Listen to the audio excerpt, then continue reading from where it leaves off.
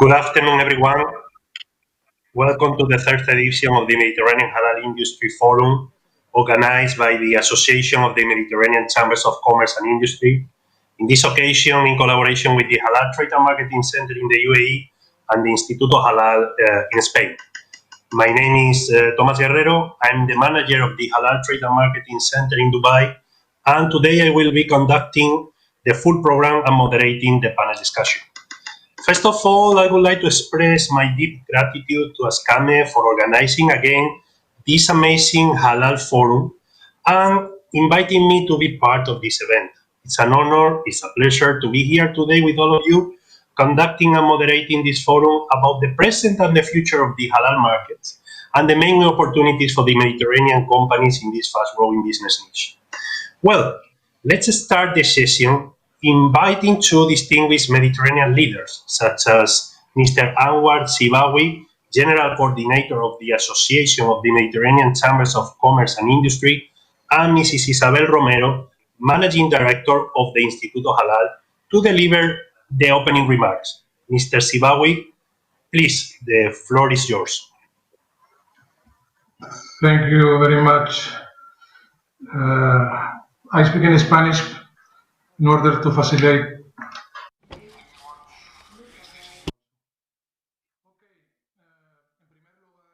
First and foremost,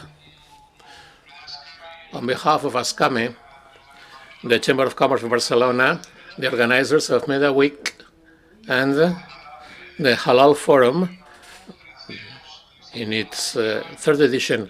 Now we thank Instituto Halal de España and Mr. Romero, its head, the Halal Trade and Market Center in Dubai. Thank you for helping us.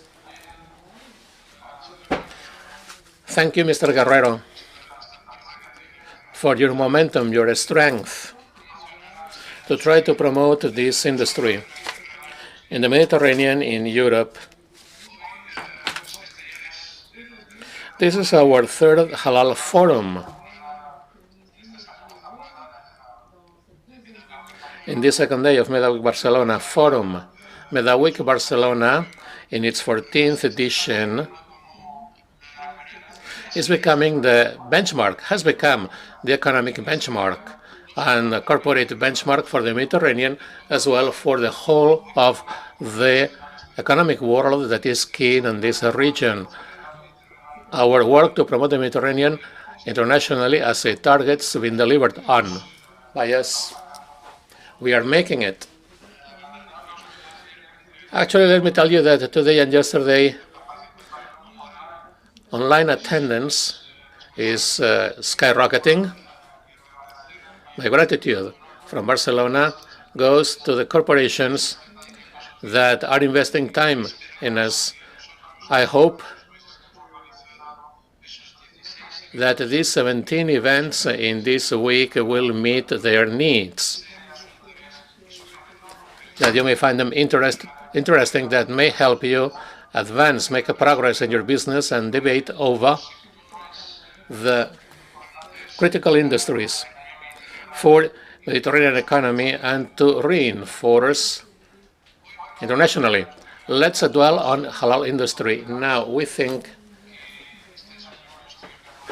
feel that in this industry, Mediterranean must be a priority, since half of our population are halal consumers, and the others as well when they get acquainted with halal items and SKUs. Anyway, this forum starts at a time of uncertainty. We go through a pandemic that has changed recently the ways we work and live, the ways we approach many things. It teaches us as well to try to adjust to what matters in life, to refine it. Anyway, again, it is a time of uncertainty for us. Despite that, halal industry grows. And globally, Mediterranean-wide, it's very interesting. This industry has expanded beyond food. Many think that halal boils down to food. No. Now it includes tourism, leisure, hotel, drugs, cosmetics, toiletries, healthcare products, meds, services such as logistics, marketing, operations, media, to name a few sectors that more and more are going halal to cater to the needs of Muslims globally. No surprise about it that these dynamic, fast-growing sectors have benefited from substantial investment recently, and we expect that the halal industry of food doubles up the rate of growth, allowing for new investments. Sure that post-pandemic wide, the pharmaceutical and medical industries will go halal together with holiday making, tourism sectors go halal as well, though unfortunately they are the most hit industries by pandemic. It's difficult for restaurants, hotels to go halal in the post-pandemic period. Let me add that there are more and more corporations and syndicates that develop products, tools adjusted to halal industry, globally speaking. Rules, and they adjust to rules that are halal, though this industry accounts for some 10% worldwide. But it's healthier than many conventional counterparts. This industry mobilizes resources. Funding is very important. Investment as well for any industry, now and short term, post-COVID. Mobilizing resources with a diversified range of investment savings products that may benefit as well all industries, both private and public, and it brings in critical flows of investment into manufacturing areas all around the globe. This phenomenon will skyrocket with a financial market that is specific, such as Islamic banking or Islamic finances, and leveraged by capital looking for investment opportunities. There is much capital over there looking for investment targets. However, for that, let's liberalize markets and ensure investment freedom, legal cohesiveness, I mean a state of law.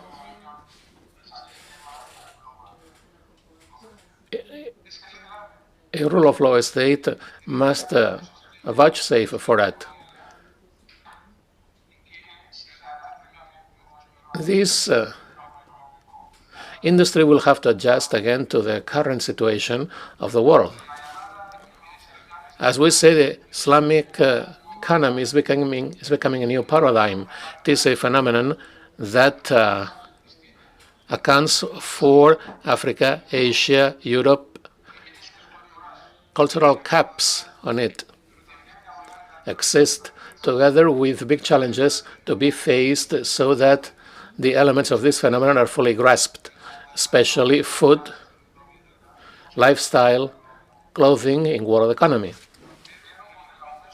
With the dramatic increase of Muslim population globally, in Europe as well, the big world business of goods, products that are halal certified is skyrocketing. The issues with regulating such products. There are too many labels. It's difficult to catalog. It's difficult to find out fakes. The relevance of halal brand goes beyond food. It includes banking, insurance policies, holiday making, hotels, drugs. These items are eligible for halal qualification. Actually, the expenditure of Muslims in halal industry accounted for last year $2.02 billion. 50% of this amount is put down to food. This expenditure is expected to go up to $2.4 billion in 4 years' time. The halal food market accounts for 16 up to 18% of the world current food market. Congratulations to Dubai, that is emerging as a hub for such a halal trade in the Middle East as well as in Asia and Africa. Multinational food corporations and beverages corporations, together with big hotel and chains and pharmacy retailers, are not insensitive to it, and they are getting committed to it. Let me remind you that there are several multinationals that are quoted in the Stock Exchange of New York, and they are halal. In food industry, the food industry will grow some 35% per year up to 2030. Very few industries can mimic it in the current economic backdrop. Some big brands of food worldwide, 20% of their factories or SKUs have been halal certified worldwide. This is positive and matters. There is always a but, since halal industry needs to standardize branding, certify items all over the world. This will help expansion in foreign markets. In a nutshell, we can't damage this enormous potential with such a high consumption rate that accounts for a big opportunity to relaunch the Mediterranean and Mediterranean economy and reorientation to those items. Benefits to be reaped can be higher for many corporations currently. Thank you.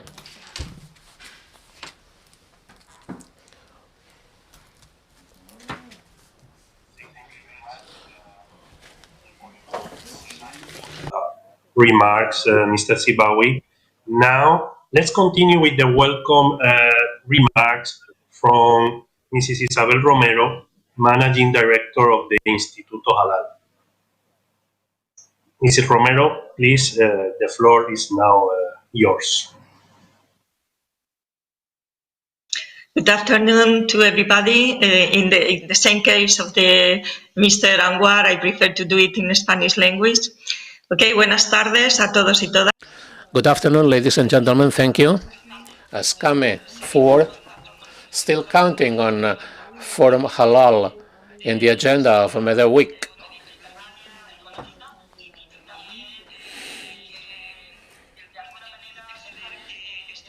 Since it showcases that this market's getting momentum and consolidated in the Mediterranean basin. Back to Spain, let me tell you that we have corporations with a track record of 20 years history of halal certification that deal with international markets. However, let's carry on minding that halal is still the big unknown, an emerging trend in our environment.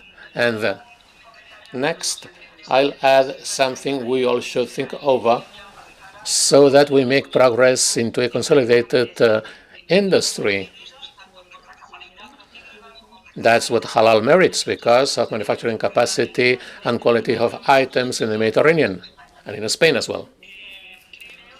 I think that COVID, I quote Anwar, is here to stay. It is a cap on what we do. It implies transforming traditional marketing. It is a cap on us because somehow consumption of especially SKUs that are not food related, apparently food will only lose 8%, it won't grow.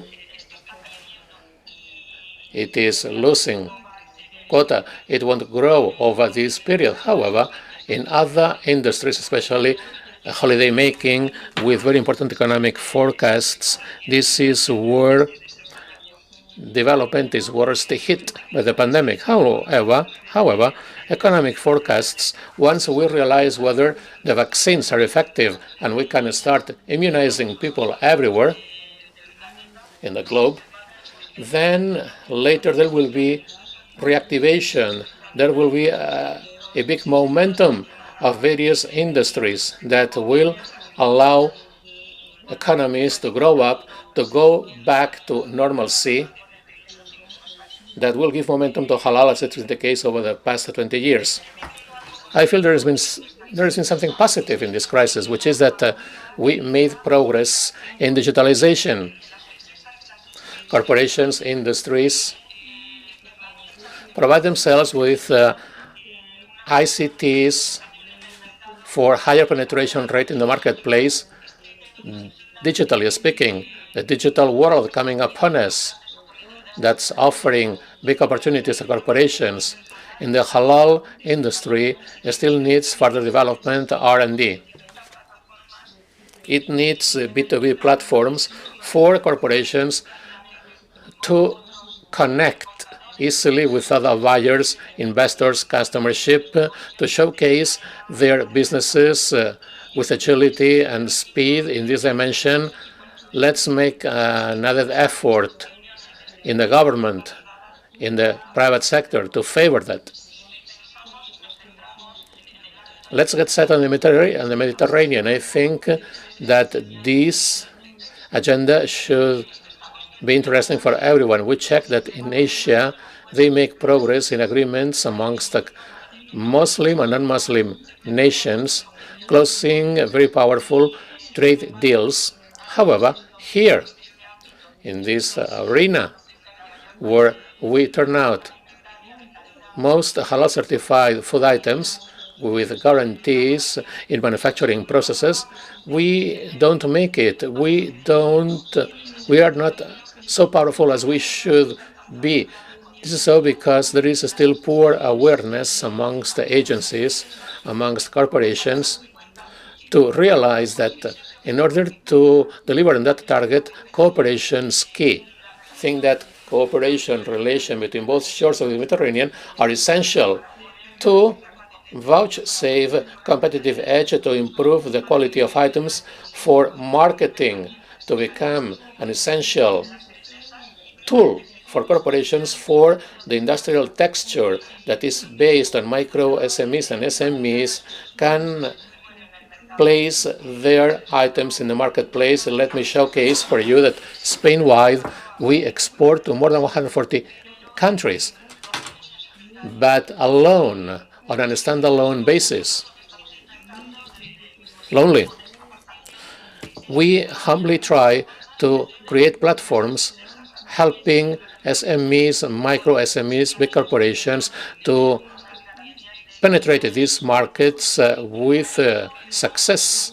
That's why you created 3 years ago the Halal cluster that pulls together some organizations from various industries related to halal production, and we've launched as well recently, and we share that with the government of Spain, and we work with some self-governments of Spain.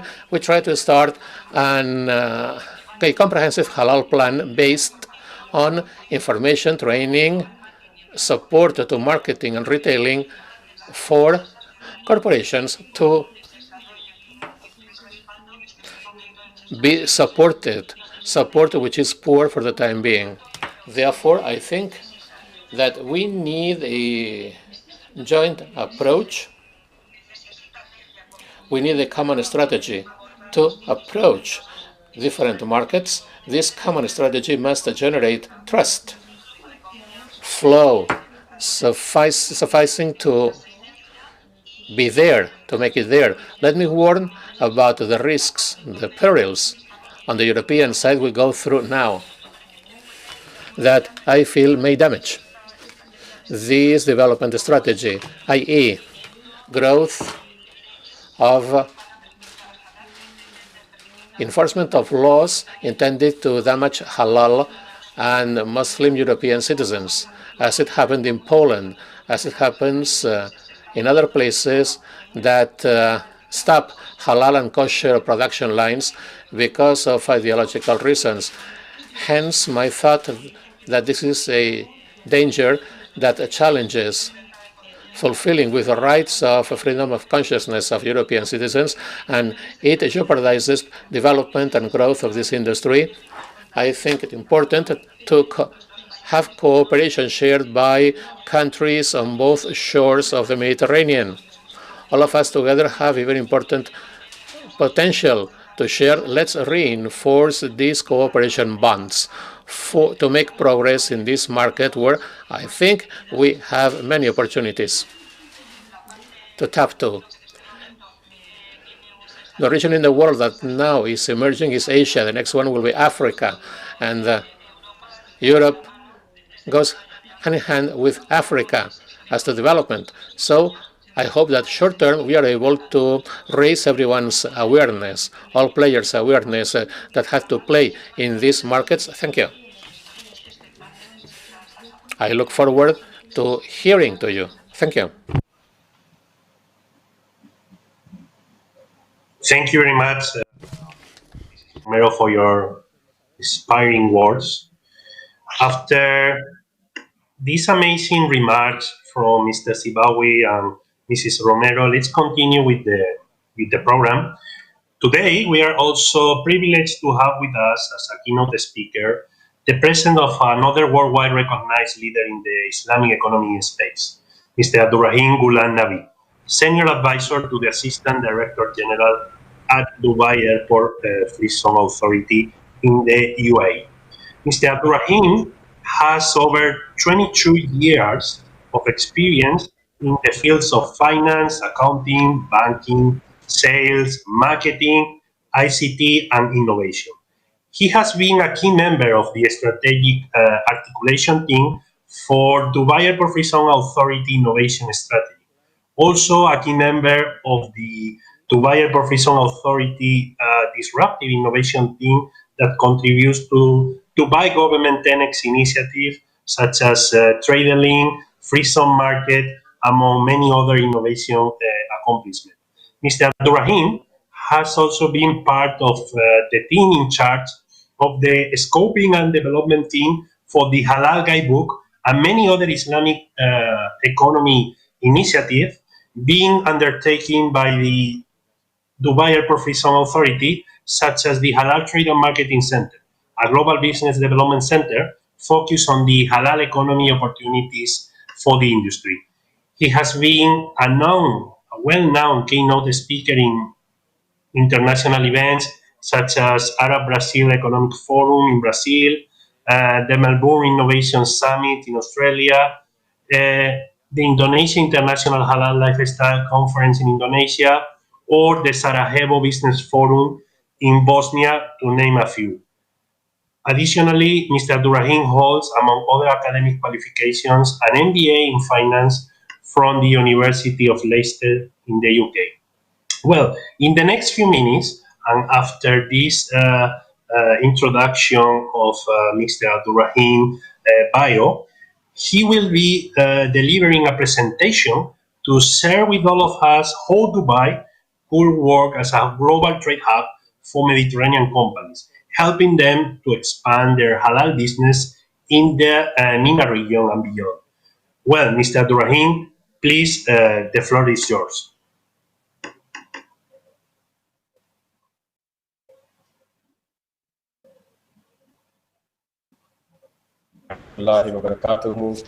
As Tomas mentioned, my name is Abdurrahim, and I'm there as an advisor to the Assistant Director General at the Dubai Airport Free Zone Authority. First of all, I would like to express my gratitude to the Association of the Mediterranean Chambers of Commerce and Industry, and to its general manager, Mr. Anwar Zibawi in particular, for organizing this forum and inviting me to be a part of this very relevant and enriching discussion. It's an honor for me to be here with all of you today, sharing some relevant insights as well as some data points about how Dubai can help the Mediterranean companies to conquest the halal market. Before we move on, when we look at the halal market in the Mediterranean region, the Mediterranean region countries are highly complementary to each other. Most of the countries in the northern shore, the non-Muslim majority ones, such as Spain, Italy, or France, are strong manufacturers in terms of producing halal goods. When we look at, for example, food, it's Spain, cosmetics for France, and fashion for Italy. While the majority in the southern the Muslim majority ones, for example, such as Algeria, Egypt, or Tunisia, are in many cases net importers. So again, a win-win combination there. Beyond that, we also have a young and a growing Muslim population in the southern and western part of the Mediterranean region. So the northern shore countries could also benefit from this demographic dividend as such in terms of expanding their businesses and sales. Lastly, but surely not the least, the growth of the Muslim population, even in the European countries close to the Mediterranean Sea, this also represents an excellent business opportunity, I would say, for the consumer goods emerging industries, such as the ones especially in Morocco or in Turkey. Having said that, and nonetheless, the halal certified products commercial exchange among our countries is still far from it, as there are many untapped business opportunities. In this framework, and due to its close ties, especially with the Mediterranean countries, its geographical proximity with some of them, the trade agreements signed with many of them, the UAE in general and Dubai in particular could play a key role as a re-export hub in the galvanization of this huge market opportunity. The UAE, as quite a few have visited here, has the state-of-the-art logistics facilities and worldwide class business connectivity. It has a lot of incentives, such as the ones offered by Dubai Airport Free Zone for re-exporting goods across the MENA region, and where many countries are already mentioned are net importers again and have a large and increasing population. Next. The halal emphasis in the United Arab Emirates began with the vision of His Highness Sheikh Mohammed bin Maktoum, who is the Vice President and Prime Minister of the UAE and the ruler of Dubai, when he set an amazing forward-looking vision for Dubai to become the capital of the global Islamic economy. His Highness's quote shares the commitment and the inspiration for stakeholders such as DABSA to contribute in achieving this vision. Next. Let me give you a quick overview of my presentation. I'll be looking at the broader global overview in terms of halal economy opportunity, then talk about Dubai and the UAE and some of its competitive strengths. Specifically look at areas out of Dubai that have been very successful in terms of doing business, especially in the arena of halal, and also equally talk about the Mediterranean countries and their companies that have actually established bases here. I would also like to jump in briefly into the halal trade and investment opportunity, specifically as to why and how Dubai lies at the intersection of halal trade flows, and then hopefully hand over the floor to the moderator. Next. Well, a little bit about DABSA. DABSA was Dubai Airport Free Zone was established in the year 1996 as a part of the Dubai government's strategy to become an investment-driven economy. We have more than and 15,000 people working in our business community. Collectively, our special economic zone, its trade exceeds 164 billion AED, which is approximately 45 billion US dollars annually, specifically in 2019. This gives you the size and gamut of trade that actually happens through Dubai and a specific zone.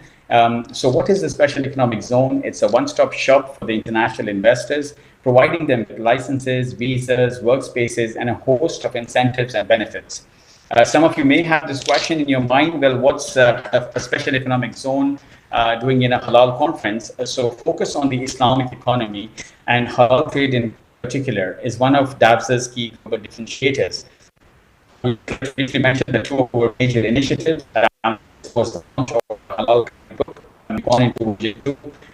The version 1 was internationally launched in 5 different languages, globally very well received, and we have the version 2 now, which can be really shared with the audience. One is the Halal Trade and Marketing Center. Mr. Thomas Guerrero is there. It's a unique value proposition, not meant for Dubai, but for the global industry, for the manufacturers, retailers, wholesalers, to help them bridge the gap they face in their businesses to be able to conquest the halal market. Next.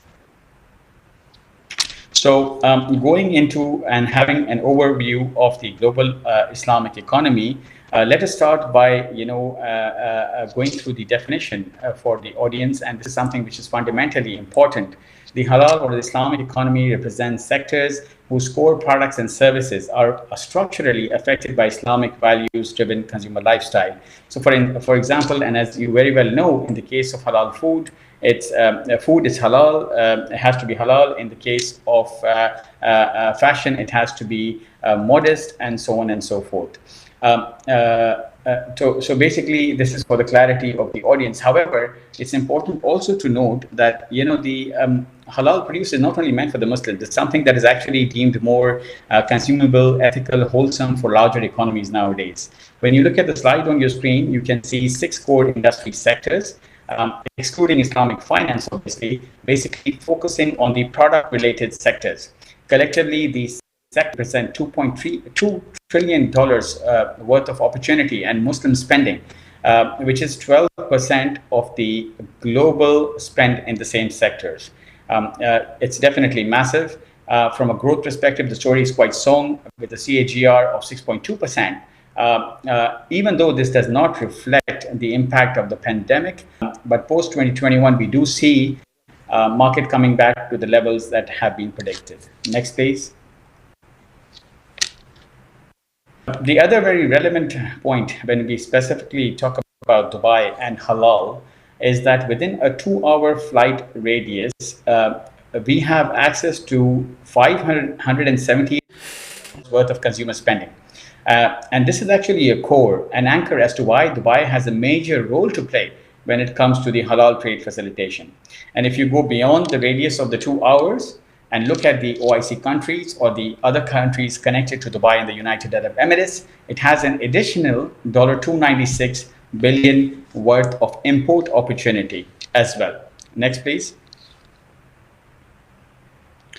With the vision of His Highness Sheikh Mohammed bin Rashid Al Maktoum, the Islamic economy, as I had explained earlier, was established as a pillar of the government strategy. Again, this led to the creation of the Dubai Islamic Economy Development Center, which has the mandate of making this vision into a reality by working with a different set of stakeholders all over Dubai. And DABSA is proud to be one of the stakeholders associated and working very, very closely with them. On your screen, you can see the strategy at Dubai level is basically focusing on 3 pillars. For the Islamic economy, you have the Islamic finance, the halal industry, and the Islamic lifestyle. And this is supported by horizontal infrastructure, knowledge standards, and economy pillars. Next, please.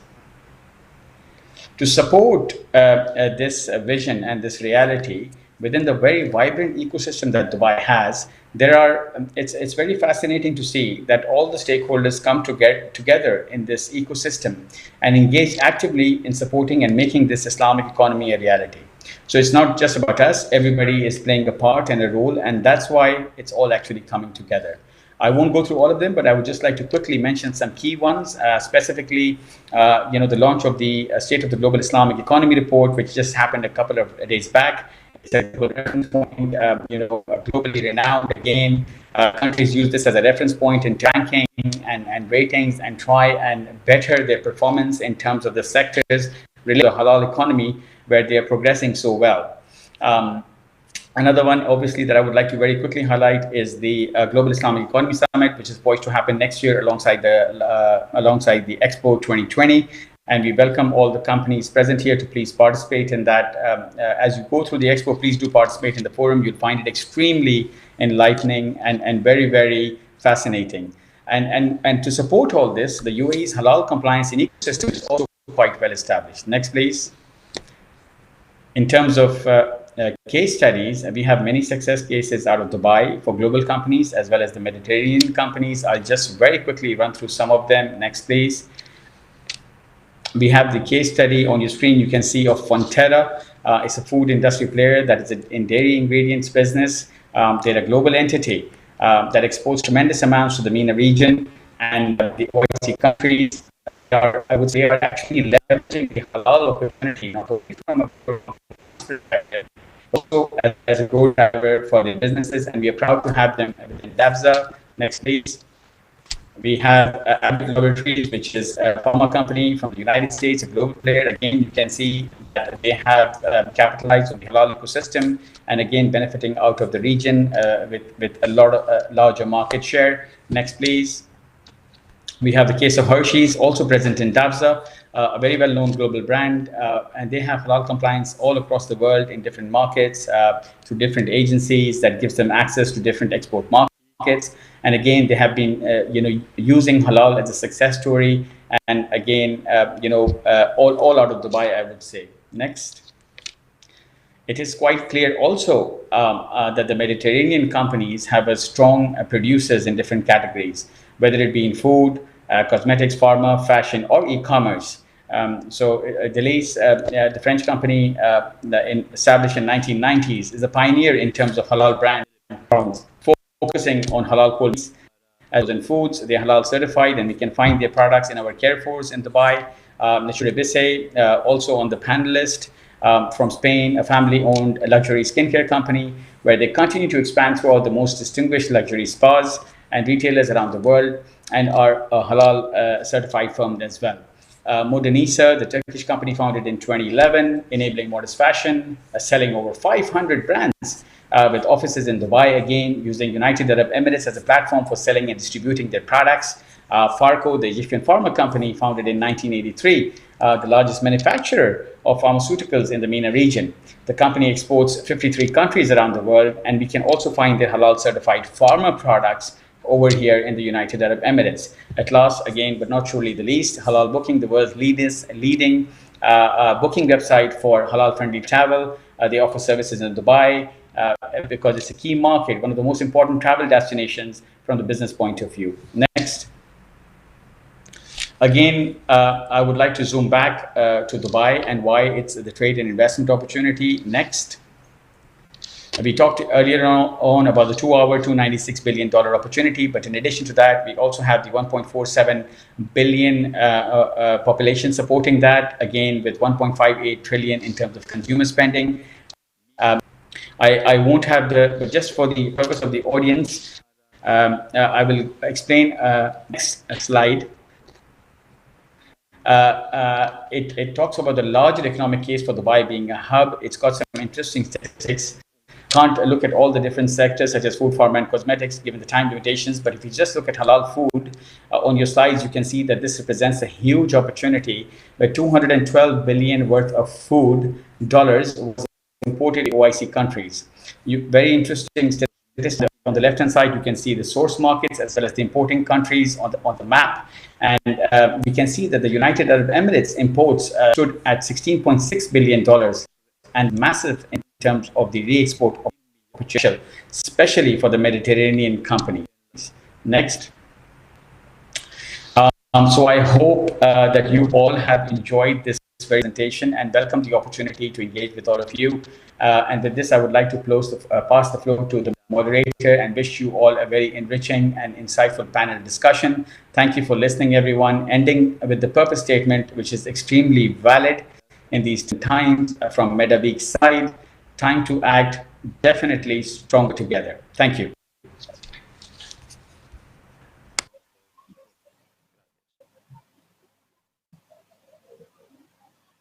Thank you, Abdurrahim, for your inspiring and enriching presentation about how Dubai could work as a global trade hub for the Mediterranean companies. Well, your data will help me a lot for introducing and moderating this wonderful panel discussion about the Mediterranean halal market in the next few minutes. Well, now before to start with the questions to our wonderful panelists, let me introduce them to all of you. Today, we are also privileged to have as speakers worldwide recognized halal experts from different countries such as Turkey, UK, Spain, or Belgium, and also from different halal sectors such as cosmetics or modest fashion. So I'm sure that we will be having an interesting and productive conversation. First of all, I would like to introduce Mr. Ricardo Fisas. Mr. Fisas is Senior Vice President, Director of Corporate Communications, and member of the Board of Directors of Natura Vise Group, one of the most important cosmetics company in Spain, and probably, correct me Ricardo if I'm wrong, the pioneer in being Halal certified in Spain for cosmetic products. He has been leading the Natura Vise branch in the United Arab Emirates from 2011 to 2018. During that time, he promoted the creation of the Spanish Business Council in Dubai, and he was the first president of this amazing organization for supporting Spanish companies here. For his work as a president of the Business Council, the Ministry of Foreign Affairs of the Spanish government awarded him with the Order of the Civil Merit in March 2018. Mr. Fisas has a degree in Geography and History, specialized in Social Anthropology from the University of Barcelona, and a Master in Business Administration from the ESADE Business School. Well, now I would like to make some questions to Mr. Fisas. As you probably know, Natura Vise has become a reference in the halal cosmetics space. For this reason, I would like to start asking to Mr. Fisas what has the halal certification meant for your firm, and what future awaits from your point of view to the halal cosmetics. Okay, thank you very much, Tomás. First of all, let me thank you, Ascame, for organizing this Third Mediterranean Halal Forum, but especially for the continuous bonding between people, cultures, and countries in the Mediterranean. Very important work that you are doing. On the other hand, let me thank you also, you, Tomás, and the excellent work that you are doing from the Halal Trade and Marketing Center, and especially special regards to DAFSA and all the team in Dubai Airport Free Zone, where we have been for many years working there with our company. Everything has been easy, efficient, and very professional. And this really helps in our expansion in the region. Regarding the question that you mentioned, what halal certification mean for our firm, let me summarize in 4 themes. One, I will say awareness, another one will be knowledge, another one will be confidence, and speed. And let me explain a little bit more. When we say awareness, is the halal certification open us to the Muslim world, to cultures, to religion, to businesses, to those markets. When we were starting exporting, being in Muslim countries, we have the first doubt that probably a lot of people, a lot of firms came to it. That is, do we do productions especially for the Muslim world, or we have split productions for different areas of the world, or no?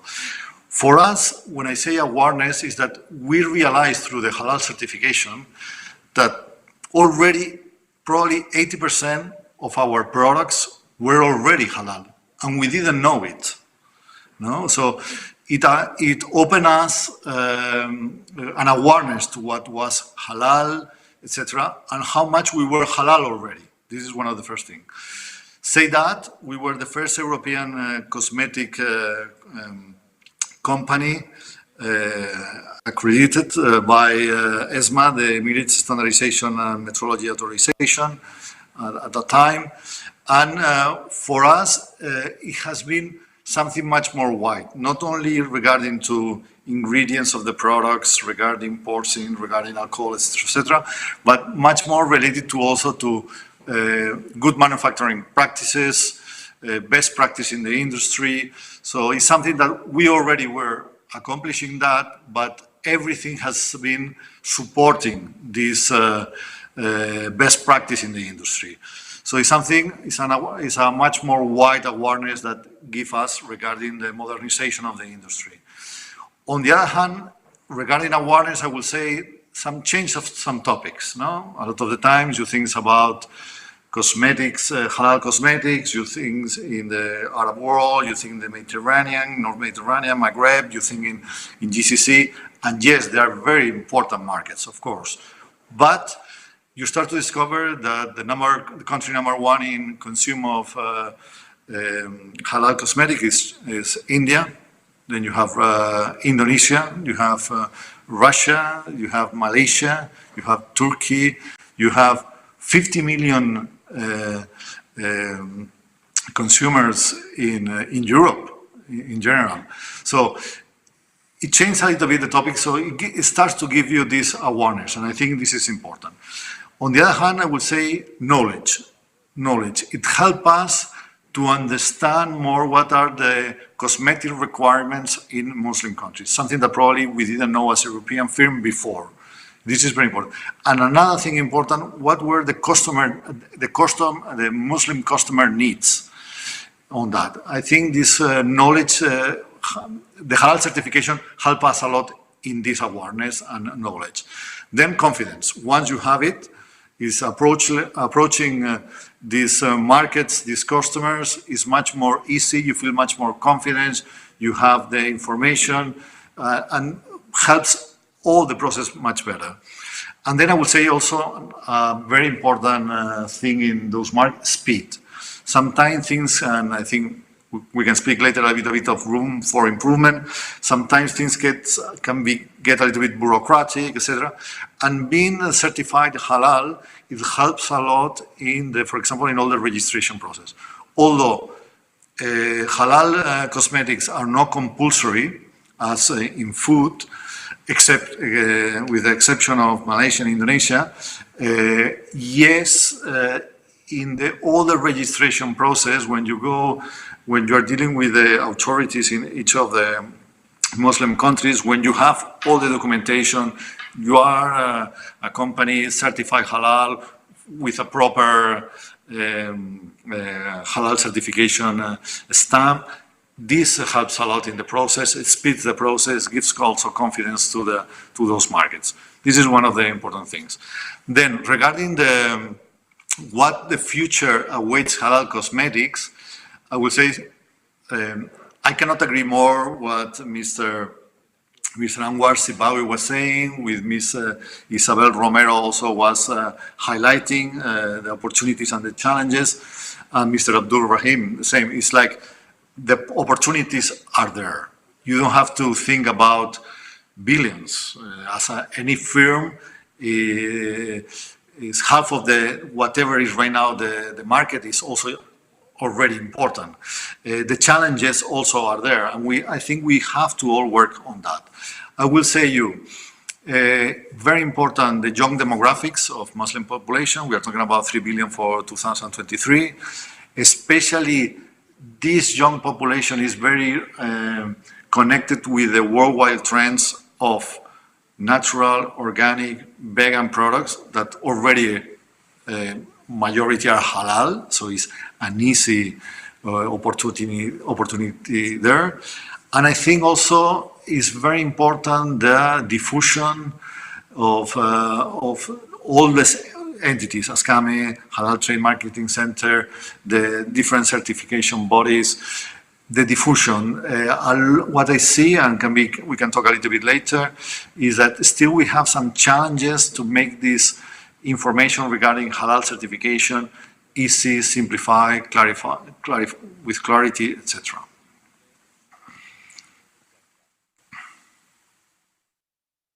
Yes, Thomas, sorry. Thank you very much, Mr. Fisas, for your answer. When I was listening your answers, your replies to my question, one more came to my mind.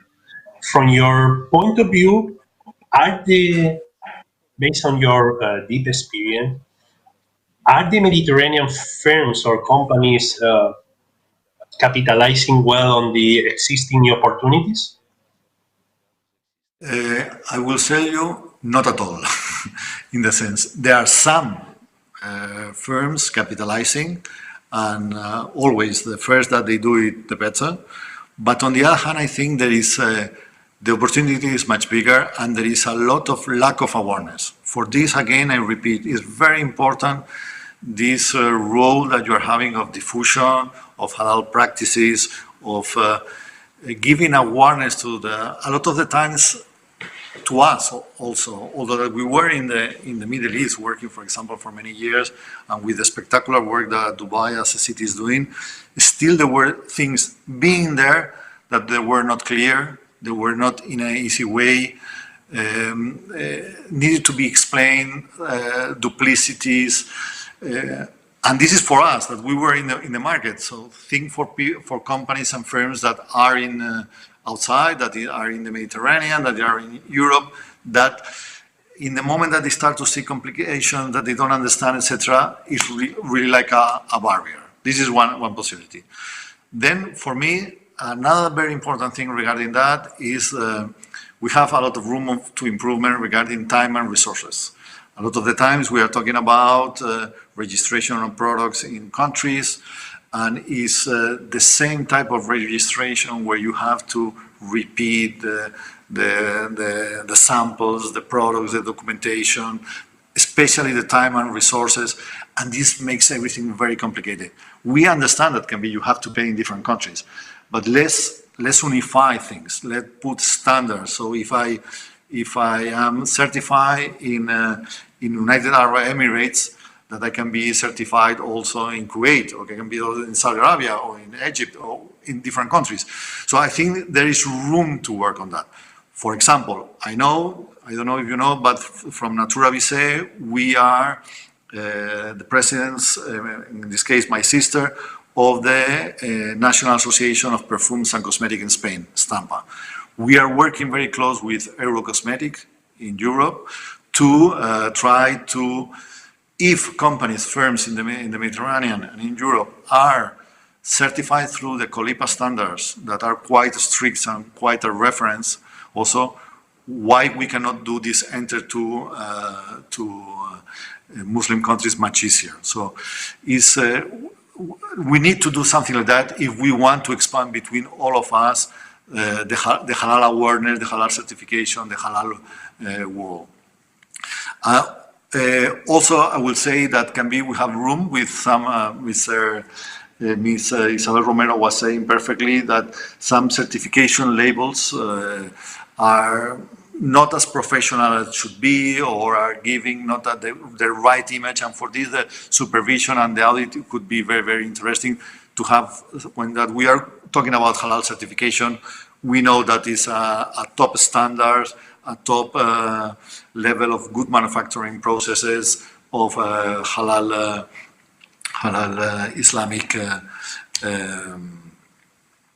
standards in a way. And then let's don't miss also, as Ms. Romero was saying, that I think we have a huge opportunity nowadays. We always say that time of crisis, time of opportunities here in Natura Vitae.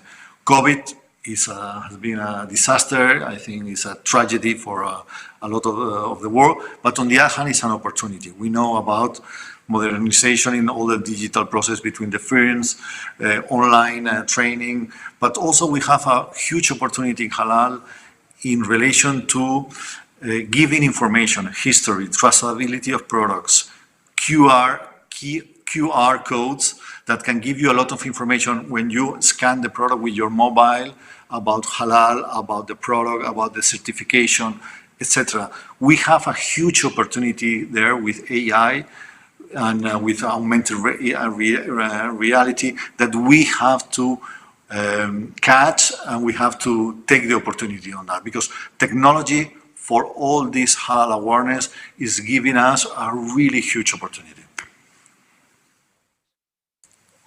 I don't know if I reply to you, but a little bit. Perfectly. Thank you very much, Mr. Fisas, for your wonderful explanation. I think I fully agree with you. The opportunities are there. The halal market is growing so fast.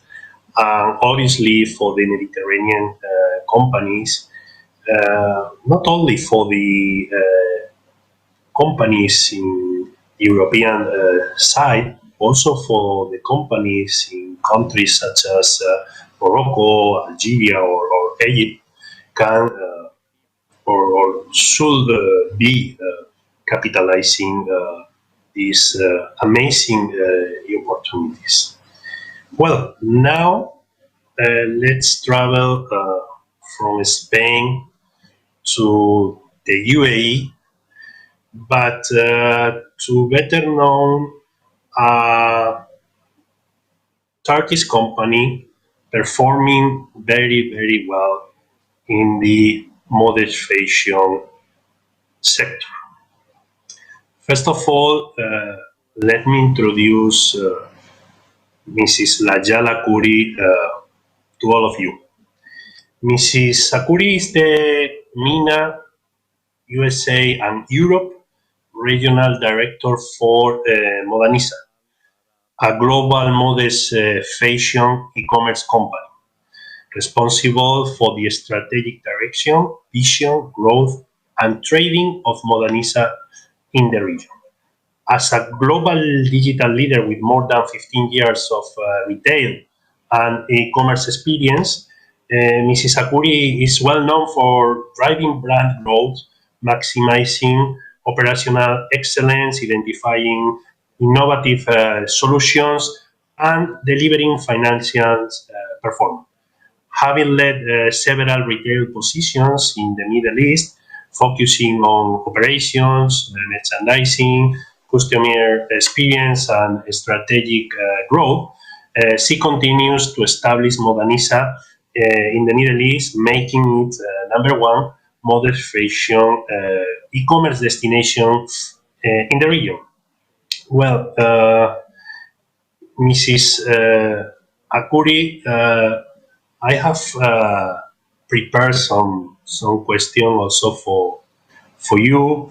It's clear Modanisa is leading the modest fashion market worldwide, and obviously, first of all, we would like to know how did you achieve it, and what have been the biggest challenges for your firm. Thank you, Thomas, and thank you for having me here today. It's a pleasure, of course. Let me answer your question. How we look matters, and obviously it shapes how others perceive us and influences how we think about ourselves. 10 years ago, when the idea of Modanisa was being conceived, obviously wearing a hijab and being fashionable and was unthinkable. And finding positive images of visibly Muslim women in Western media was virtually impossible. An entrepreneur, for example, claiming that modest dressing would become a new multi-billion-dollar sector would probably have lost all credibility. So the story of Modanisa mirrors the incredible socio-economic transformation when we launched our pioneering business in 2011. A 50-year-old mother and her 25-year-old daughter were forced to dress almost identically due to the limited options for observant Muslims. Even with an estimated 400 million market, clothing brands ignored them. Older women had quietly accepted this state of affairs, but not so today's generation, who have no intention of being hemmed in by society's expectations. While there are tension points to navigate, today's interconnected Muslim views her face as a badge of honor, not a barrier. She wants to participate fully in modern life and experience new adventures, enjoy a fulfilling career, do sports, and take holidays by the sea. And she wants more versatility in her wardrobe, reflecting her increased confidence and level of socializing. As a business, we had a twin mandate. One is to fill a major clothing gap and to empower these consumers to express their identities, values, and personal taste and style. So our approach is to truly understand the customer and address her evolving needs.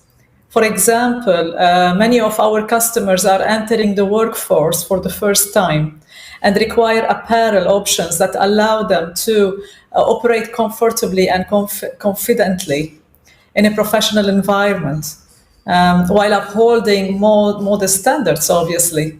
Unlike other fashion retailers who add modest options as a part of their range, Modanisa is modest from the original intent of our garment design and selection. Although headquartered in textile-rich Turkey, we initially struggled to convince manufacturers of the huge economic potential. It forced us to create our own ecosystem, basically, and establishing private labels and working closely with a small pool of female designers and factories. And then within 5 years, our cottage industry had gone global.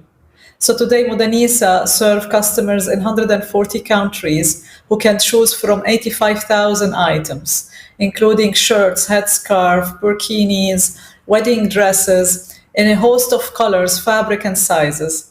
They are produced by 850 designers and suppliers, and 90% are female-owned small and medium business that benefit from Modanisa's international channels to market. Boosting the take-up of technology among the financially less abled has been central to our success too. In our formative years, we helped Turkish consumers embrace the e-commerce revolution by offering cash-on-delivery service and free delivery, and to encourage them basically to at least order online. With this popularity of the smartphones and a younger, a more tech-savvy customer base, online traffic to Modanisa has grown exponentially. For example, in 2019, we had 200 million unique visitors to the site. As an internet startup, our global outlook meant our business evolved faster than many bricks and mortar firms. We communicate in 6 different languages: Turkish, Arabic, English, French, Bahasa, and German. We focus heavily on social media, giving us instant reach to consumers worldwide, while allowing us to identify what they want, where and how. And it's a major reason why, for the past 3 years, Modanisa has been Turkey's e-commerce expert champion, and our success serving as a template for others. Of course, the boom in modest fashion also creates challenges. The world's major clothing brands and retailers are all taking a closer look at this Muslim phenomenon. Currently, we are tapping into 10% of the total modest market, a figure to expand to 50% in the next few years. Not surprisingly, the mainstream is eager to crave out a huge slice of this lucrative pie. For the likes of Modanisa, embedded in the Halal economy, we have the advantage of knowing our diverse Muslim consumers, their needs and their sensitivities. For example, traditional dress codes determine purchasing decisions in Turkey and Malaysia compared to urban styles sought by modest dressers in Europe and North America. But there is no room for complacency. So we need to double down to ensure our ecosystems are robust enough to withstand the entry of bigger players. From design to delivery, marketing, and after sales, we must match those of the mainstream to compete effectively and continue to provide customers with appealing and affordable, ready-to-wear apparel. We must also be prepared to meet new consumer expectations in ethical and sustainable fashion. The Islamic world can again play a positive role, combining Quranic codes and about waste with the modern business practices to be kinder to the environment. So modest fashion's impact to the lives of Muslim women cannot be doubted. As the sector matures, its transformation powers will continue to shape the society for the better.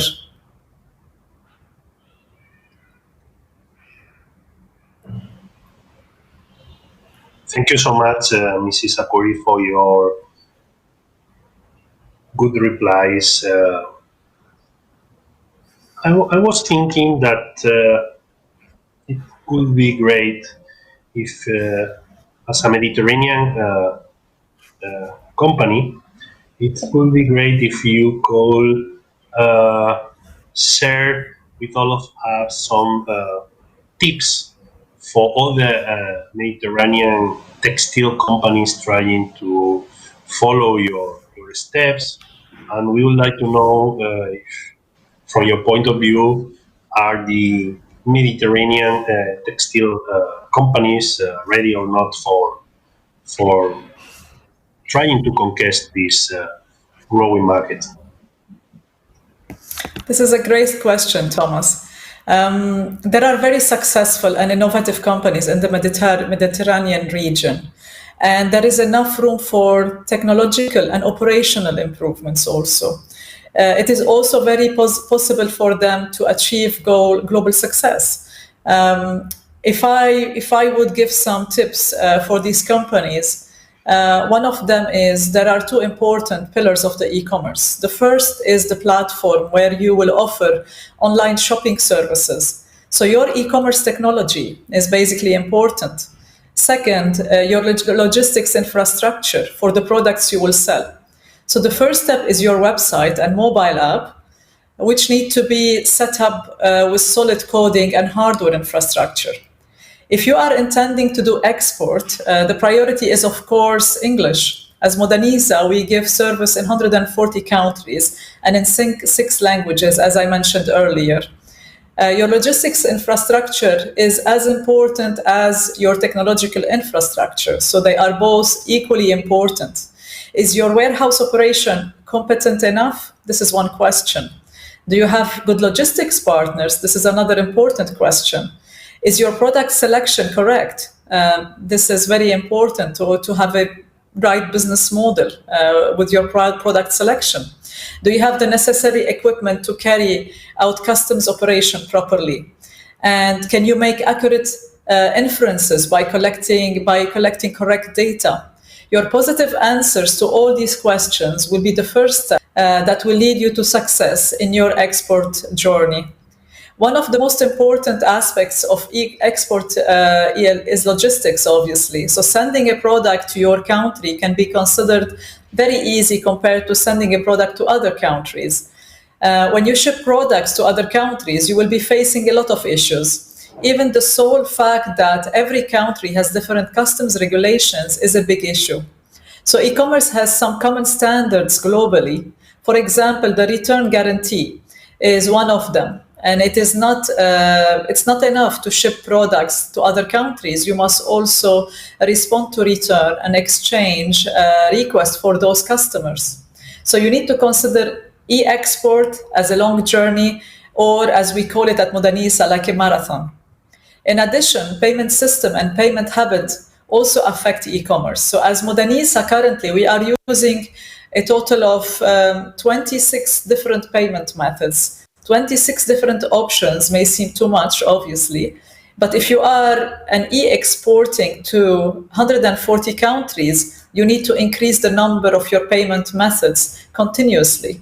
And you have to include the payment method commonly used in each country that you give services. For example, if I say credit cards are common in the USA and similar countries, alternatively, mobile payment system can be used extensively in Europe.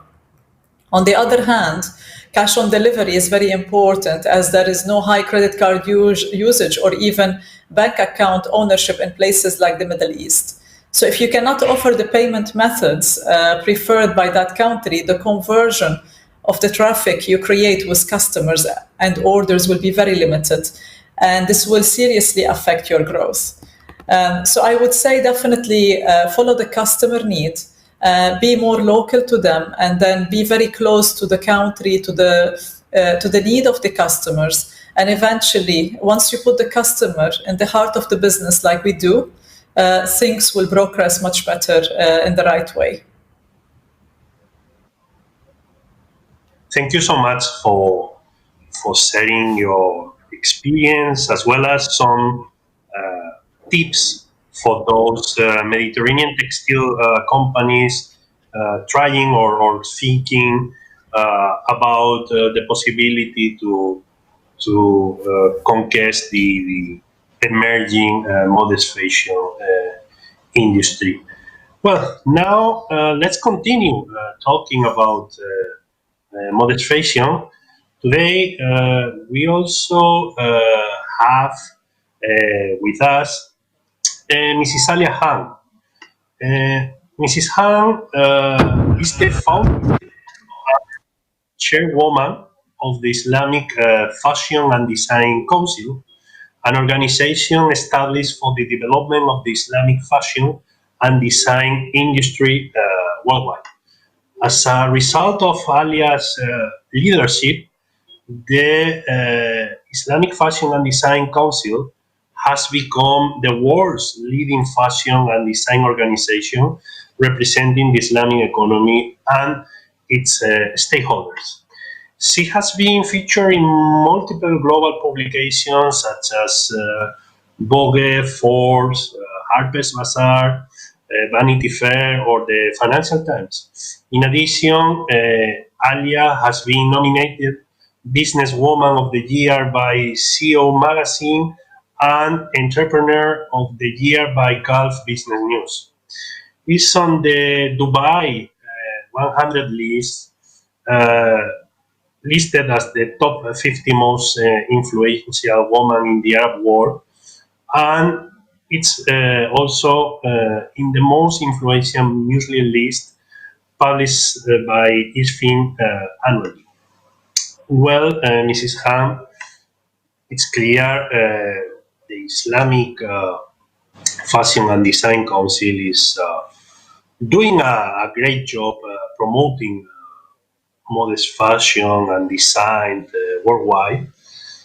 And I think the audience would like to know, first of all, what have you achieved till today and what are your plans for the future? Because I know that now you are leading a strong expansion worldwide across the world, and we would like to know more about your experience, about your track record, as well as about your plans for the future. That's a loaded one, Thomas.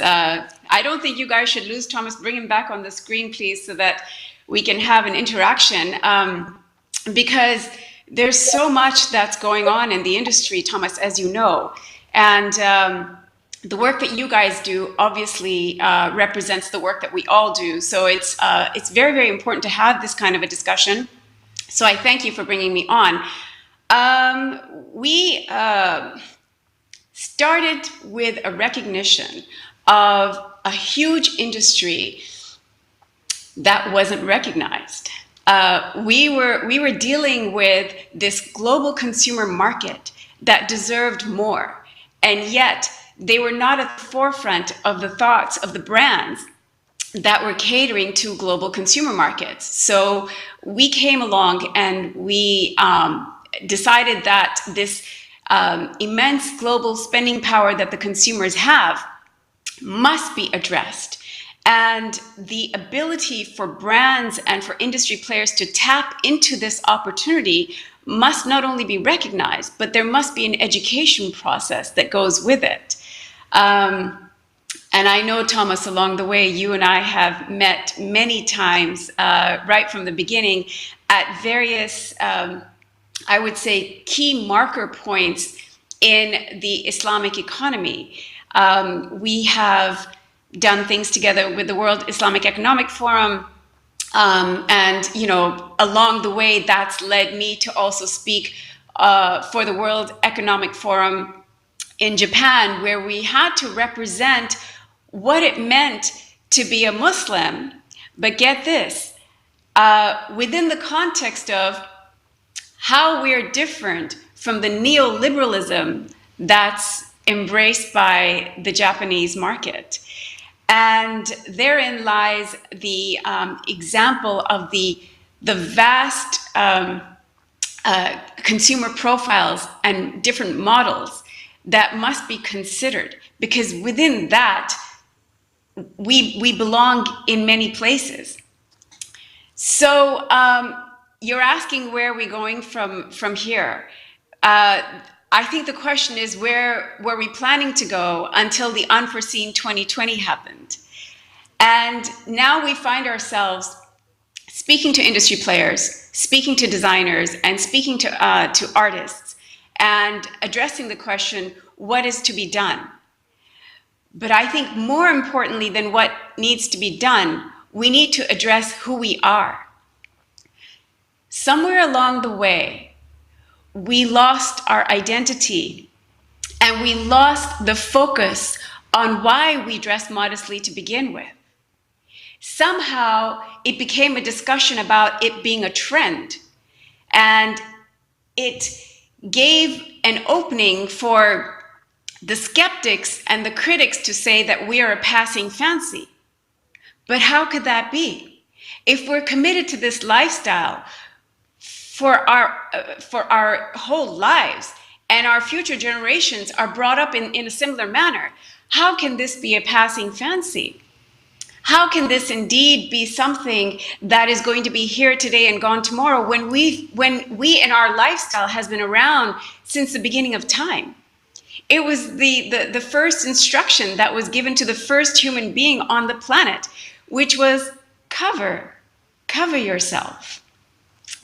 And so I think this begs for a much wider discussion, and it shouldn't be a one-way dialogue. So please jump in anytime you have something to stop me on, or for me to clarify, because I'm afraid that we're living in a time of groupthink.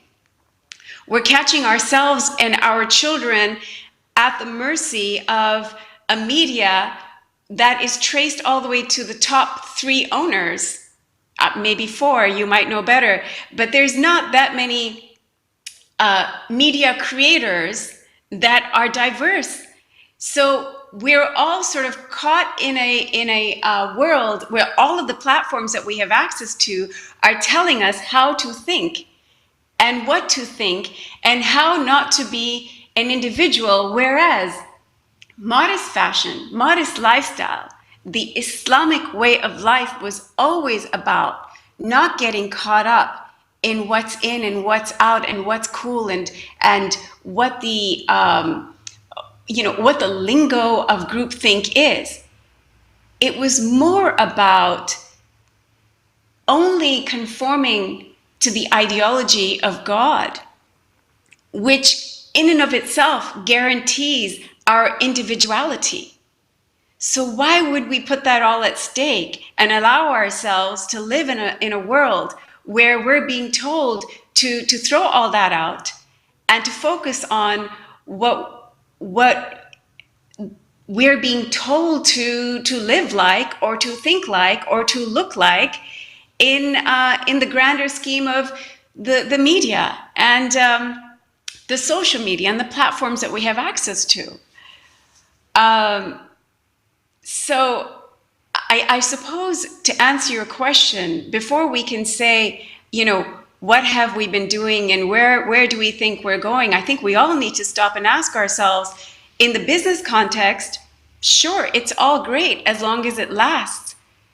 But what are we doing to ensure that the critics of the Islamic economy and the various sectors, especially modest fashion, aren't right when they say that we're a passing fancy and one day we're going to be out-trended? We are no longer going to be required because the demand for modest fashion is not going to be as great. Have they not seen how history has proven them wrong over and over again? And it will continue to as we develop our identities. But therein lies the key to our success, is to be a proponent of the identities that we belong to. We are a modest lifestyle profile. We are a modest lifestyle people. as all the previous speakers have said, and as Leal has beautifully said, you know, though we want to belong, and she's right, you know, we want to assimilate into our office space and the business endeavors and the events and the family lives, we want to belong to all of that, but not at the cost of losing our value system. And so when you ask, where do we think we need to go from here as IFDC? I think the call to action is very clear. I think we need to reinstate and re-embrace our value system and allow ourselves to be critical thinkers once again, as Muslims once were. We were the greatest thinkers, and we've proven it by putting out such valuable works and such great inventions and such fantastic creativity. You see that in our architecture, you see that in our medical and science history, you see that in the books that have been written by the astounding strong minds of our scholars of the past. And why would we not fall into those footsteps and protect what is this great legacy and recognize the task at hand, which is indeed a challenging one in these times, because just to even put our message out clearly and confidently, today, you know, we face coming across platforms that may not necessarily be the right platform for us to express our voices. So therein lies the demand for more media platforms, more opportunities for us to find voices in other places than the usual suspects. So I think what I'd like to do is maybe invite you to sort of expand on this with me, because I'm sure I'm not alone in this strange position that we as industry leaders are in, which is, you know, asking the question, is it just about clothes for us? Because I don't think that a modern fashion consumer profile would prioritize looking trendy or having something that's right off the runway necessarily, without perhaps prioritizing before that the value system that those clothes represent, and the attitude, the character, and all the set of mannerisms and character that come along with it. Let us not forget that. And I think that is the work we have at hand. And as long as we stay committed to this holistic approach that embodies the value system at its center, then I don't think that we could go wrong in the businesses. I was taught by my teachers from a long time ago that sincerity is a power. If we don't remain sincere to what we're doing, and if we just, at the end, allow it to just be a business for the sake of making money, then yes, we will be a passing fancy. Then yes, we will be forgotten and it will all fall away. But as long as the sincerity is there to commit to those values and to uphold those in every single thing that we do, then no one can take it away from us. No matter how much they predict that we are a passing fancy, we are just a trend, we have everything it takes to prove that wrong. What do you think so far, Thomas? Well, thank you very much, Alia, for your reflection, as well as for bringing into the table such as relevant and important topic about values and about the future of the modest fashion concept. I think that the right, maybe the right person to come with some good ideas or thoughts about the point that you mentioned is Mrs. Ahuri. For this reason, I would like also to invite her to join this conversation because you bring a relevant topic, and I think she is also well positioned to come with some ideas. I don't know if we can bring Mrs. Layala Puri. Okay, perfect. Mrs. Akuri, well, what do you think? Because you have a vast experience in the sector, and I think you have a deeper knowledge in order to reply Mrs. Alia Khan point.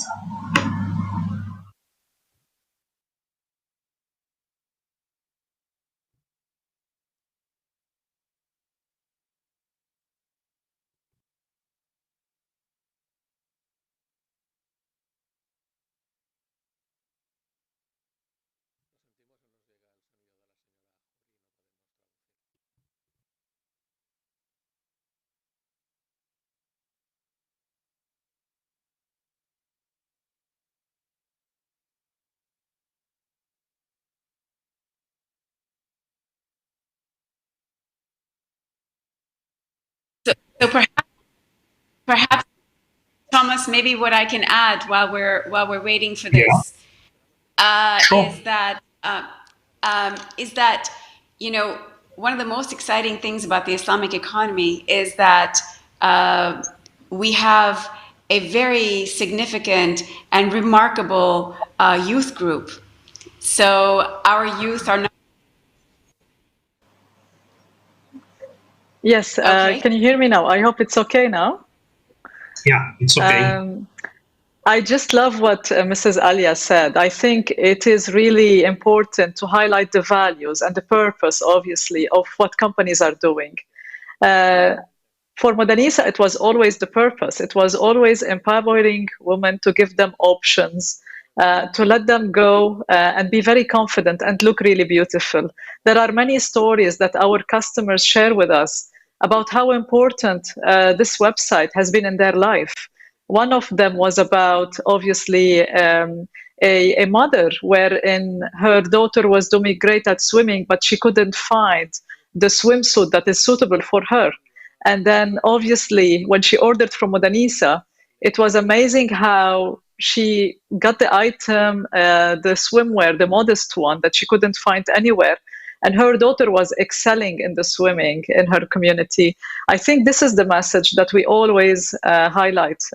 It is the brand purpose, Modanisa purpose, is always to empower these women, is to give them options, is to highlight the values and really to elevate it more and more. We focus a lot on the woman. She's the persona that we work with today is a woman that is a mother, is a woman that is a teenager moving from school to university, and the woman that is in the workforce.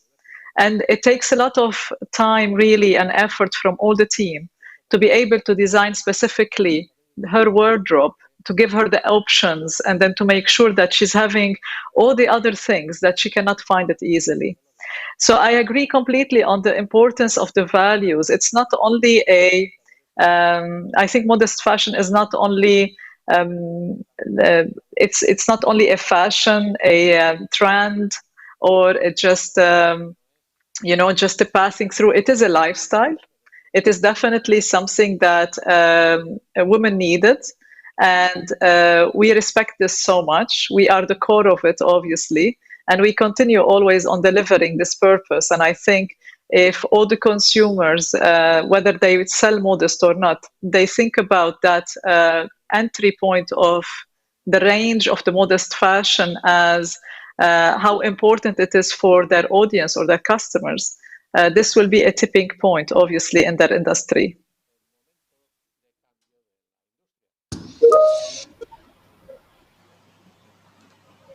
Thank you very much, Mrs. Apuri. I don't know if Alia wants to add something before continuing with the panel discussion. We have Mr. Laurent waiting, but the topic is so relevant, and I would like to give the floor again to Mrs. Han in order to add something if you think it's relevant. So definitely, I'm looking forward to hearing Laurent speak as well, as I've thoroughly enjoyed all the speakers so far. And Layal, you are so beautiful in the way you speak. Thank you so much for representing so well the industry. And you know, I think it's very important to understand that we're at the forefront of representing the profile of a woman that has otherwise been considered oppressed or backwards or, you know, unstylish or uncouth, and none of those are true. And we know that. We understand that because just through the sheer demand of this consumer profile, you see that they have very elegant taste. They have a discriminating way about the way they even select what's right for them. And they understand themselves and know themselves, and that is leaps and bounds ahead of you know, the average person. And so they, by all tick marks, represent an above average personality. And I believe that if we all in the industry, whether you're in halal cosmetics or in tourism or in food, I believe that if you can put the truth of who we are ahead of everything else in your business, that alone will captivate people, because people are so intrigued. We remain a mystery, remember that, because when they actually meet us, when they actually see us, and maybe in our case with IFDC, when they see our work, it goes against and indeed is the antithesis of everything that they may be seeing as a majority of information on mainstream media. So we have defied what the mainstream media might be saying about, you know, why they've justified banning hijab, for example, in certain countries, or why they justify not allowing women to wear a full body bathing suit when they go swimming. We have not only expressed and explained ourselves just by being and living with dignity, but we've also presented a concept to the world that is indeed the reality of who we are and opposes everything that the majority of the media says and tries to insist who we are. So we've taken back our identity, and that's a huge achievement. And if you would ask me if there's anything that I would want to highlight in the work that we've done at IFDC, it would be that we really held our own. We didn't give in to the pressures of what the news was trying to tell us that is our reality, which was absolutely inaccurate. So we brought the accuracies into our profile. So thank you for that chance to let me speak. Thank you very much, Mrs. Han. I would like to continue with the conversation because it's so interesting. But as a moderator and due to the time limitations, I need to continue with our next panelist. I know he's waiting, and now I would like to change the topic, and I would like to try to go deep in the Halal certification space, as well as in the Halal commercialization area. For this reason, today we have also the privilege to have on board Mr. Laurent Marlier. Correct me if I'm wrong, Laurent. My French is not so good, but Mr. Laurent is a worldwide recognized expert in impact finance. He advises corporations, banks, investment funds, professional firms in their strategy, including SEGs and growth. He is the CEO of ISFIN, the consultancy firm in charge, among other things, of editing and releasing Islamic 500, an annually guide that has become a global reference in the Islamic economy space. As a result of his great job in the Islamic economy space in 2012, Mr. Laurent Merlier's strategy was recognized by the Financial Times FT Innovative Lawyers Award for his innovative corporate strategy. Finally, on the academic side, Mr. Laurent Marlier lectures on strategic marketing in universities across Europe and the MENA region. And as a recognized expert in marketing, he is also a regular speaker to global conference. He speaks English, French, Dutch, German, Italian, and a bit of Spanish. Well, Mr. Laurent Merlier, let me ask you also some relevant questions in order to allow you to share with the audience some relevant ideas about your expertise as well as about the halal industry. Well, ISFIN is a key contributor, it's clear, to the development of the halal market. For the reason, I would like, or we would like to know more about your company and how you are supporting companies with the halal markets. And we will also obviously would like to know what are the main challenges for the halal certified companies today from your point of view? Buenas tardes, salam alaikum. First, for having me in this conference.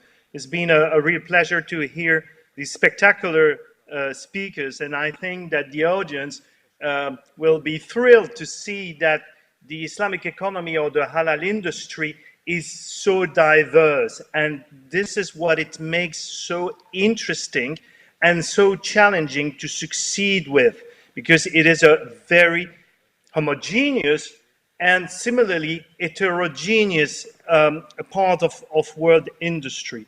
So Thomas, thank you for having me here. Thank you to the Chamber, the Mediterranean Chamber, and also to everybody in Dubai there. You are doing really a tremendous job. If I may say just very briefly on ISFIN, we are a business advisory with three main activities. Our first activity is strategic marketing, business development for our clients, mainly market entry. Our second activity is capital raising, finding investments, which are very useful to many players in the Islamic economy, which are sometimes lacking capital. And the third activity is recognizing the leaders of the Islamic economy, mainly through the Islamic 500, who you have kindly mentioned. So when it comes, I must say we'll be very blessed because we operate in 75 countries, so really on 5 continents. And the beauty of the halal economy, and probably the reason why we were successful in that specific market segment, is that it is based on emerging markets.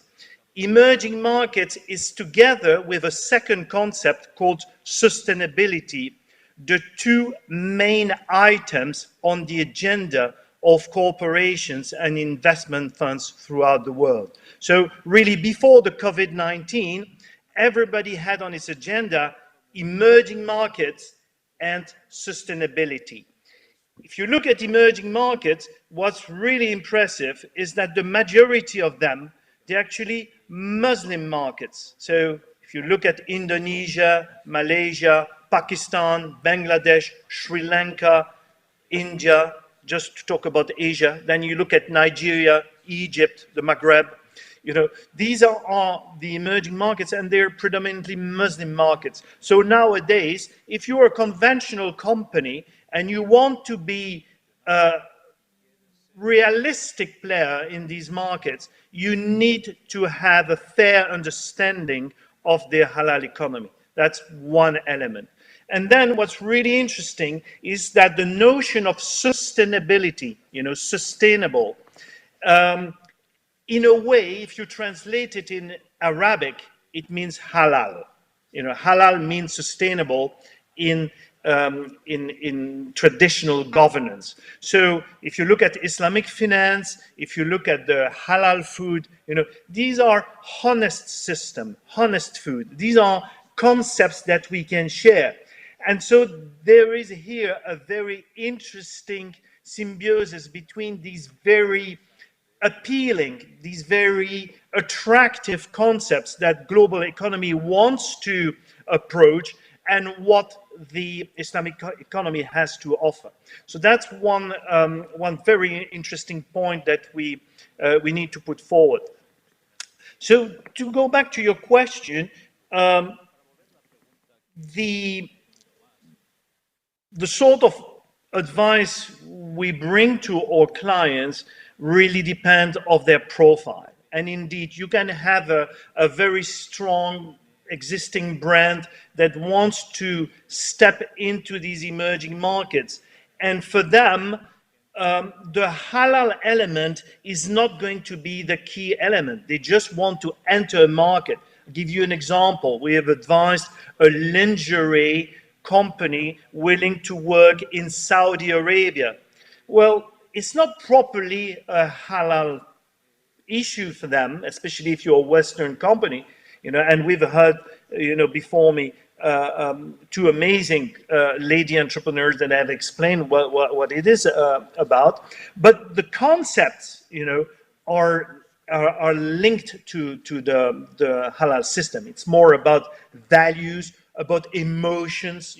How do you translate emotions into your marketing? So it can be really sophisticated when you start with, let's say, an existing brand that want to target one market and will use as an option or as a condition to enter the market the halal element. Pretty much in the Western world, we would talk about the ISO 9000 standards. Well, in many markets, if you want to be able to enter these markets, you're going to have to be halal certified for both the condition to enter the market, but also for the success of your sales. So, as said, the variety is slightly diverse. Be it and the initial speaker mentioned the different sectors we have to master, be it pharmaceutical, be it modest fashion, be it finance, be it insurance like Takaful and so on. So again, there is never an easy answer to your marketing when you want to succeed in your in selling your products to the Muslim world or to the ummah of consumers, so the community of the consumers.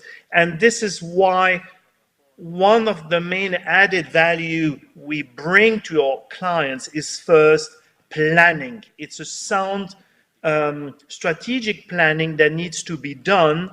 And again, with the pandemic that has occurred this year, the planning is even more important to define which are the priorities, because the way consumers are purchasing their products has changed dramatically, and therefore planning really is important in both the Islamic context and the COVID context. So that's one starting point. Then you have the product adaptation, because your product has to be adapted, and very often you can find some alignment with other concepts. Like, if most of our friends are based in Barcelona. Well, if you attend an event like Alimentaria in Barcelona, you really feel the pulse of the Spanish economy. Spain is a mega agro-business player, and therefore, when you look at this pillar of the Spanish economy, it would be a nonsense not to look at what people would call a niche, the halal sector, but it's a niche of about 2 billion people. So that becomes to be a very significant niche that you want to tap in. So the agro-business, I will just tell you, how you can look at markets macroeconomically. Well, if you look at a huge, because the concepts depend on the culture on the ground. Let's look at low-hanging fruits for Spanish or Mediterranean, Europe-based producers. If you look at the substantial population of European Muslims, well, they are Europeans, they're Muslims, but they don't necessarily consume in the same way because of their sociology. So typically a British Muslim will come from Southeast Asia. A French Muslim will originate from Algeria. A Belgian Muslim will originate from Morocco. A German Muslim will originate from Turkey. And so indeed, even in our garden in Europe, the sociology that you're going to apply in selling your products, is very specific, and you need to be able to touch this sophisticated understanding to be successful in your product. And here I'm just talking about Europe itself. Now, when I'm talking about product adaptation, I'm also talking about markets. So let's look at the pandemic. I'm currently sitting here in Brussels. Most of us are locked down still. Many of our friends in Europe are also locked down. How do you do your business? How do you anticipate the effects of the pandemic? Well, let's look at an interesting market, which is China. China is interesting because it is opening before, they've managed to cure most of their corona issues, and the market is going to be anticipatively consuming as other markets like Latin America or Europe or elsewhere. And when you look at the halal conception in China, it is not perceived as in the Arabic world or in Europe as a cultural system or a value-based system. It is more conceived as a food security, as a check system. And so I'm here talking just, about the agro-business and the halal food, which is an important sector. But what I'm saying here is that if you have a good understanding of the concept and of the macro economy, you can sort of change your cursor and look at these emerging markets. So China, for the halal agro-business sphere, it could be a very interesting market at the moment, waiting for other markets to pop out. If you look, again, I push the cursor here on Latin America. And actually, we're very active in Latin America now, and I'm placing myself again into macroeconomics. But LATAM has an amazing row of products to offer to the halal industry. And we see that, and I'm pretty sure that in the audience, we have people from Latin America listening to us. And again, the role of Spain has always been emblematic and very strong. And probably Spain, with the cultural affinity that it has with Latin America, can lead the way to halal in that part of the world. Because what we see from the investment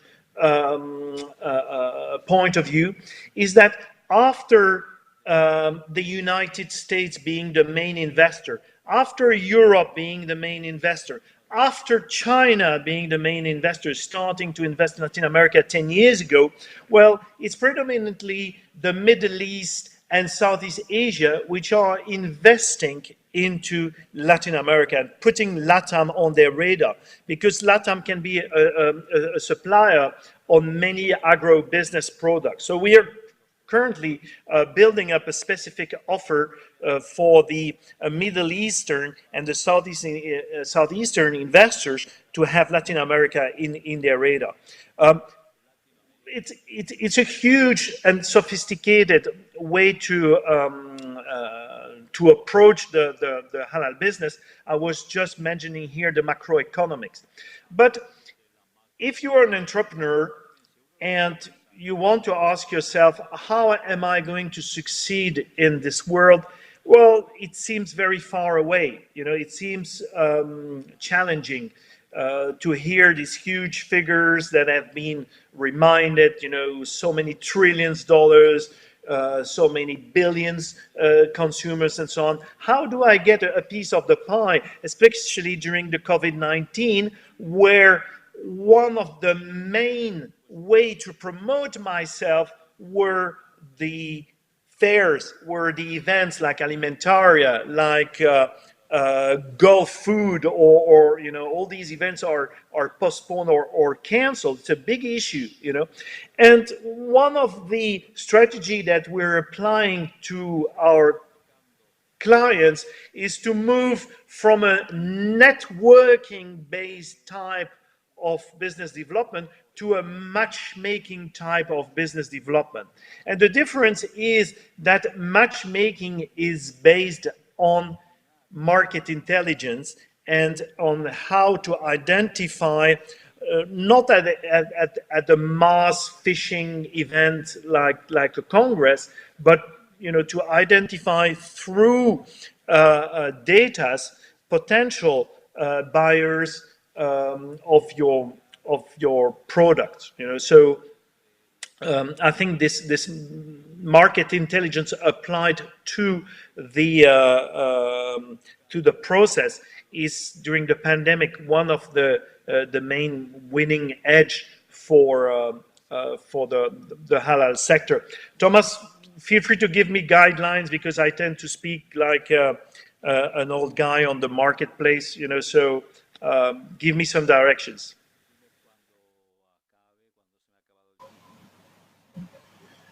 Thank you so much, Laurent, for your wonderful explanation. I would like to ask you more questions, but we are out of time. No problem. And the organizers are asking me to finalize the event because they have now another one. But, well, I would like to finalize again thanking the organizers for the opportunity. Also thanking to all the speakers, It has been a very enriching panel discussion. I hope we can meet us again next year in the fourth edition of this amazing Mediterranean Halal Forum. Thank you so much to everyone. Good afternoon, good night, and goodbye. See you next year. Bye. Bye-bye. Bye-bye. Bye-bye. Bye-bye. To Thank my you. friend panelists. Hasta la Hasta vista. luego.